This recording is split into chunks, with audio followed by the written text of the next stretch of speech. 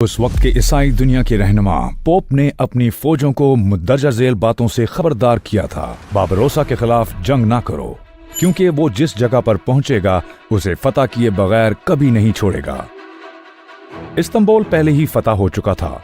महमद फातेह ने एक दौर को बंद करके एक नए दौर का आगाज किया। सल्तनत उस्मानिया ने जमीन पर अपनी ताकत का मुजाहिरा किया और समंदरों पर अपनी निगाहें जमा ली। मकसद बहीरा रोम, और सिर्फ एक आदमी है जो इसे हासिल कर सकता था। कोई सुलेमान आलीशान से भी ज्यादा मशहूर, एक समंदरी डाकू जो 5 ज़ुबानें जानता था। आपने सही सुना, एक तुर्क समुद्री डाकू, हिजर रईस, जो समंदरों के कप्तान के नाम से भी जाना जाता था। समंदरों का फातेह खैरुद्दीन बारबरोसा।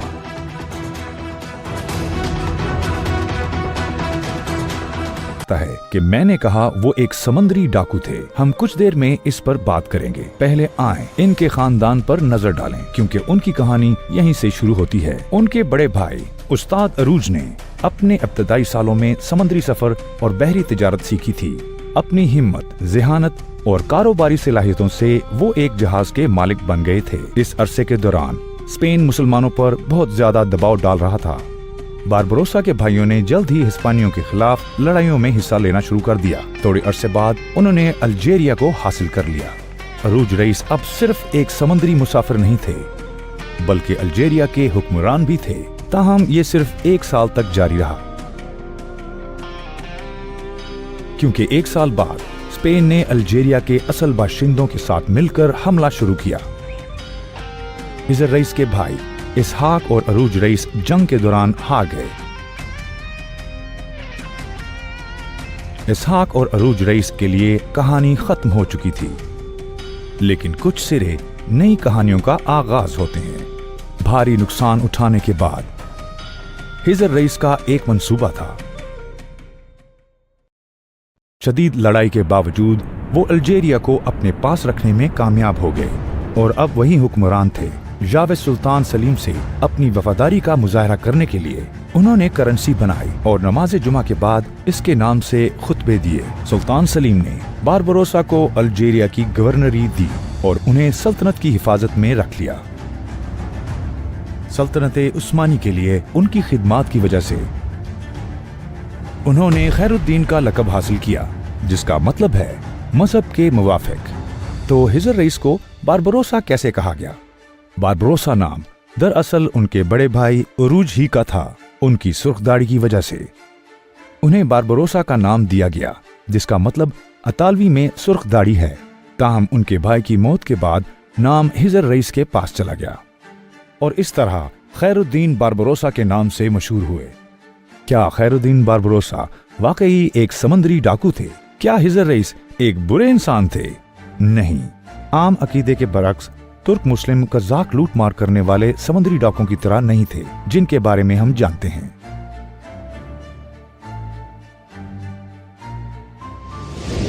वो समुद्री हमला आवर थे जो जमीनी हमला आवरों के बराबर थे।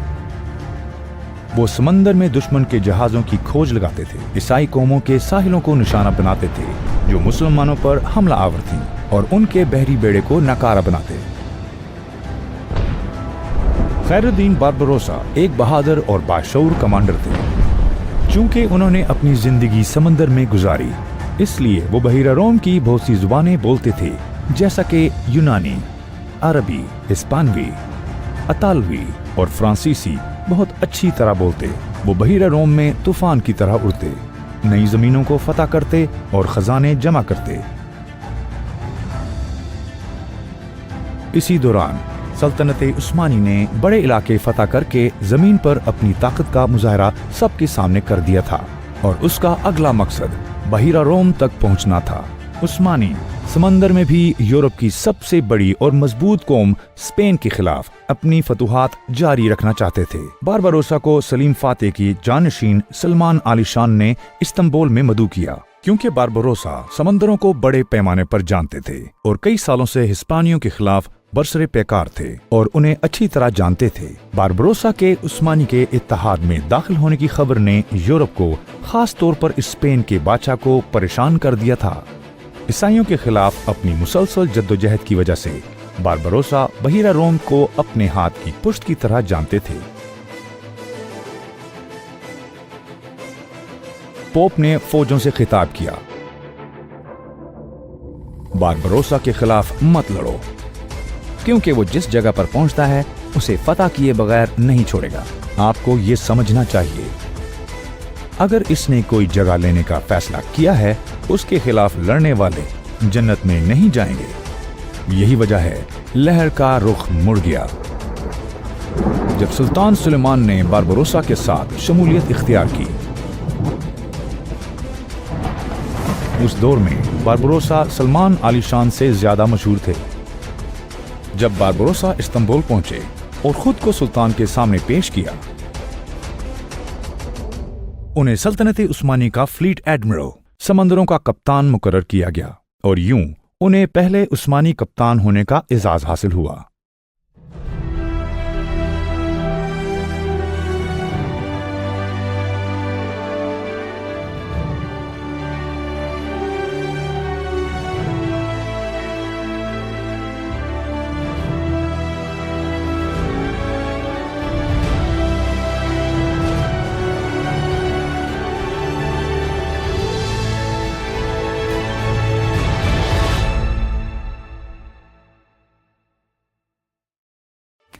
जब बारबरोसा को एडमिरल मुकर्रर किया गया, उसी दौर में एक और बहुत मारूफ शख्स जिंदा थे, पीरी राइस, समंदरों का गवर्नर, और वो शख्स जिसने दुनिया का पहला नक्शा तैयार किया।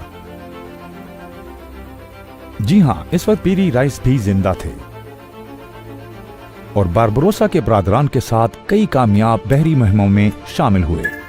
उन्होंने जो किताब छोड़ी है, बहरिया की किताब, एक अहम किताब रही है। फन का वो काम जो आलमी बहरिया की तारीख में छोड़ दिया गया था और उस वक्त के तकरीबन हर कप्तान ने इस्तेमाल किया था। बारबरोसा ने बाद में उस्मानी बहरी बेड़े के साथ बहिरा रोम में सफर किया। उन्होंने अतालवी साहिलों को शिकस्त दी और बहिरा एजियन में वेनेशियन जजायर को अपने कब्जे में ले लिया। वो जहां भी गए अपने दुश्मनों को घास की तरह काट डाला। ये तय पाया उस्मानी पेशकदमी को रोकना है। स्पेन, पापसी और ऑस्ट्रिया के दरमियान एक इत्तेहाद बनाया गया।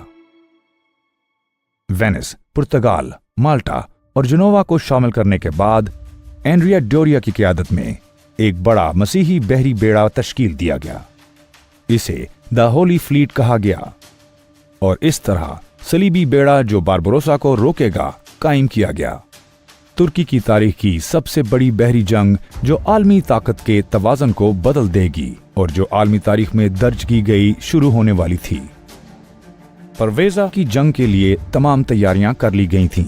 सलीबी बेड़े कोरफो में जमा होना शुरू हो गए थे और फिर अम्ब्रेसियन खलीज के शमाली दरवाजे पर वाक़े परवेजा के किले को घेर लिया। इत्तला मिलते ही बारबरोसा ने 20 बहरी जहाजों का एक बेड़ा भेजा जिसकी क़यादत तुर्गत रईस ने की। तुर्गत रईस ने ज़ेंटा के पानियों में दुश्मन के बेड़े के 40 जहाजों का सामना किया और बारबरोसा को पैगाम भेजा। अगले दिन बाज़ ज़राए के मुताबिक तकरीबन 600 जहाज थे जो 60,000 आदमियों के साथ परवेजा के साहिल पर इंतजार कर रहे थे। दूसरी तरफ बारबरोसा के पास 122 जहाज और 20,000 आदमी थे। इन मुश्किलात के बावजूद उनको एक गैर मामूली मंसूबा बनाना था। उस्मानी बहरी बेड़ा दुश्मन के बहरी बेड़े का 1/3 था, लेकिन मोमिनों के लिए 60,000 सिर्फ एक अदद था, क्योंकि वो इस आयत पर ईमान रखते थे। कितनी बार एक छोटी सी फौज ने अल्लाह के हुक्म से एक ताकतवर लश्कर को शिकस्त दी है और अल्लाह उनके साथ है जो साबित कदम है। अल-बकरा 249। क्या हमारे नबी मोहम्मद सल्लल्लाहु अलैहि वसल्लम ने नहीं जीती बहुत सी लड़ाइयां कम तादाद के बावजूद? इसको अच्छी तरह जानते हुए और नबी सल्लल्लाहु अलैहि वसल्लम के नक्शे कदम पर चलते हुए बारबरोसा मोहतात और सब्र से काम ले रहे थे और अब उन्हें एक मुश्किल फैसला करना पड़ा, दिफा या जवाबी कार्रवाई। उन्होंने सुबह की रोशनी तक दुआ की, ए अल्लाह इस्लाम को ताकतवर बनाए, काफिरों के खिलाफ इस्लाम को जबरदस्त मदद अता फरमाए। वो जल्द ही सो गए और एक ख्वाब देखा। बारबरोसा ने ख्वाब को ऐसे बयान किया है। समंदर में छोटी मछलियां थीं। कुछ मछलियों के पेट फटे हुए थे और फिर मुझे कागज का एक टुकड़ा दिया गया। फिर मैंने उसे खोला और पढ़ना शुरू किया। सब्ज हरूफ के साथ सफेद कागज के टुकड़े पर अल्लाह की तरफ से मदद और फौरी फतह और मोमनों के लिए बिशारत है लिखा था। इसे पढ़कर मैंने कागज को अपने चेहरे और आंखों पर रगड़ा और ये तलावत करते हुए उठे, अल्हम्दुलिल्लाह। बारबरोसा अपने ख्वाब में पैगाम को समझ चुके थे। कागज पर अल्फाज एक आयत थी। आयत में अल्लाह ताला ने हुक्म दिया, खुदा की मदद और करीबी फतह, मोमनों को खुशखबरी सुना दो।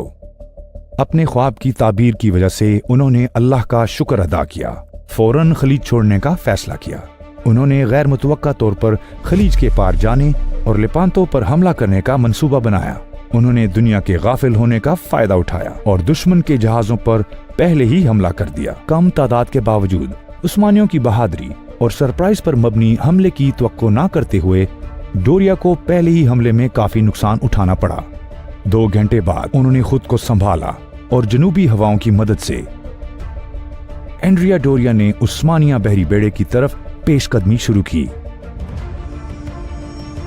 लहर अचानक बारबरोसा के खिलाफ हो गई थी और वो परेशान थे और उन्होंने कुछ ऐसा किया जो किसी के ज़हन में नहीं आएगा। उन्होंने अल्लाह की मर्जी पर खुद को मुस्ताफी करके बहुत सी लड़ाइयां जीती थीं और वो जानते थे कि अब उन्हें यही करना है। उन्होंने हाथ खोलकर दुआ की।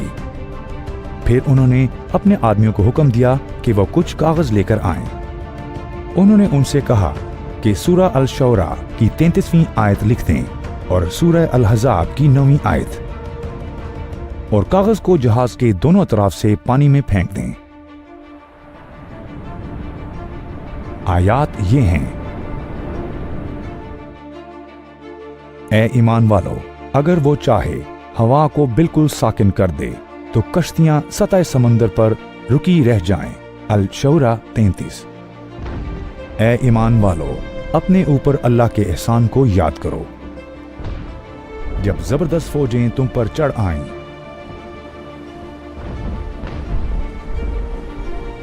हमने उनके खिलाफ एक पुरतशद्दद हवा और लश्कर भेजे जिनको तुम देख नहीं सकते थे, और जो काम तुम करते हो खुदा उनको देख रहा है। अल-हज़ाब 9। खुदा ने बारबरोसा की दुआओं का जवाब दिया। जनूब की हवाएं चलना बंद हो गईं। दुश्मन की 140 कश्तियां जो सिर्फ हवा चलने पर ही हरकत कर सकती थी, बेहरकत हो गईं। ये समझने से कासिर कि क्या हुआ, एंड्रिया डोरिया ने अपने जहाजों को तोपों के गोले चलाने का हुक्म दिया, लेकिन उस्मानी बहरी बेड़े रेंज से बाहर थे। उस्मानियों के पास तोपों के गोले कम थे, लेकिन उनकी रेंज लंबी थी। वो दुश्मनों के जहाजों की रेंज से बाहर रहकर सलीबियों पर बमबारी करते रहे। अल्लाह की मर्जी से मुतवक्के फतह बिल आखिर उनकी ही हुई। उन्होंने दुश्मन के जंगी जहाजों को तबाह कर दिया और एंड्रिया डोरिया भाग निकला। ये 27 सितंबर 1538 को जुमे का दिन था। परवेजा की जंग के साथ ईसाई बहरिया रोम पर अपना तसल्लुत खो चुके थे। परवेजा की जंग उस्मानी समुद्री सफर के लिए इतना ही अहम मोड़ था जितना ईसाई कौमों के लिए था। सल्तनत उस्मानी मुकम्मल तौर पर समुद्री सियासत में दाखिल हो चुकी थी। सुलेमान आलीशान का दौर बहीरा रोम में उस्मानी मौजूदगी के लिए एक संगे मील था। जंग के बाद बहीरा रोम को तुर्क झील कहा जाने लगा और बहुत सी फतूहात के बाद बारबरोसा का इंतकाल 4 जुलाई 1546 को इस्तांबुल में हुआ। उन्हें बेस्कतास में सुपुर्दे खाक किया गया। मौजूदा दौर में तुर्की के जहाज जब भी उनके मज़ार के करीब से गुजरते हैं तो खसूसी सलामी के साथ उनको खिराज तहसीन पेश करते हैं। खुदा उनको सलामत रखे। उनकी बहुत सी फतूहात के बाद सलमान आलीशान ने उनकी तारीफ ये कहकर की, आहिस्ता हो जाओ हैरुद्दीन, जिंदगी में इतनी फतूहात एक आदमी के बस की बात नहीं। और सुल्तान ने उनकी जिंदगी के बारे में एक किताब कमीशन की। जब हम समंदर में गुजरी उनकी जिंदगी को देखते हैं, ये देखते हैं कि बहुत सी अजीम फतूहात हैं,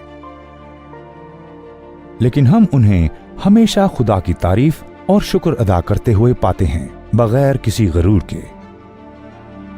बारबरोसा एक और नाम है जो धूल भरे शेल्फ पर धूला हुआ है, जिसे हमें याद रखना चाहिए।